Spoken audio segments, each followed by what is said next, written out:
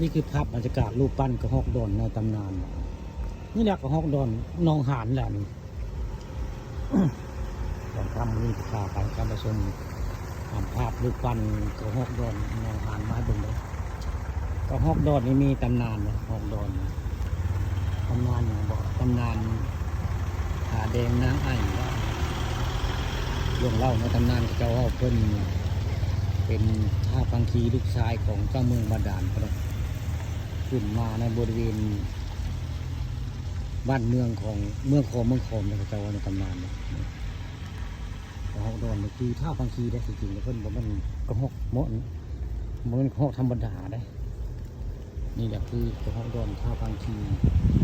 อยู่ใต้เมืองบาดาลด้วยในตำนานเป็นรอบขานว่าในบุคคาเลยภาพบรรยากาศกระหอกดอนมาให้เบิ่งแหละนี่บ่มาจ้าท่าพังคีเพิ่นขึ้นมาเมืองมนุษย์มนาได้แต่ว่ามีงานในเมืองขอมจนเมืองก็มีงานเนาะในตำนานว่าเพิ่นที่มีเจ้าบ้านเจ้าเมืองคนมาให้นางไอเลือกไว้ง่ายเลือกเจ้าบ่าวว่าไงนี่มันนั่นก็มีท่าพังคีได้ขึ้นมาก็เลยมาหมักนางไอได้ในเมืองโขมสมัยตะกี้เจ้าว่าเมืองโขมน้องฮานี่คือเป็นเมืองโขมจะเก่าได้บ้านเมืองตะกี้ได้ล่มจมไปเนาะตอนมาแล้วก็เพิ่นมักนางไอแล้วก็เจ้าว่าในตำนานแล้วก็มาขึ้น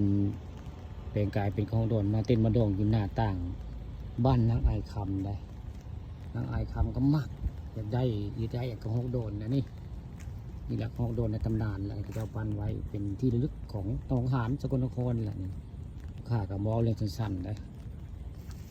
ถ้าบางทีก็ขึ้นมาเพื่อก็แปลงกายเป็นของโดนเต้นหน้าต่างนางไอคำเพิ่งได้เลยสั่งให้อามาตย์ไล่จับบ่ได้ให้ได้ก็บ่ได้ว่าไงกระหอกโดนอย่างนี้ก็เลยนางไอคำก็เลยสั่งให้ยิงได้ถือลูกธนูไว้ง่ายเลยหน้าน่องธนูหน้าน่องเขาว่าได้ลูกหน้ามีพิษนั่นแหละเพิ่นก็เลยตุยไปเนาะตุยไปแล้วกับเพิ่นอธิษฐานจิตเพิ่นกระตูใหญ่กินได้บ้านเมืองได้เรือแต่ไม่ไม้ได้บริกินเรือแต่ว่าเกาะไม่ไม้ก็โดนสวรรค์นั่นแหละแต่ตำนานก็ได้เมื่อนี้ผู้ข้าพันคำประชมก็เลยบอกว่าเรื่อง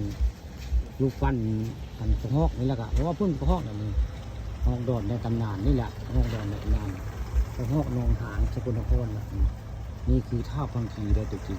เป็นท่าพังคีอยู่ใต้เมืองบาดาล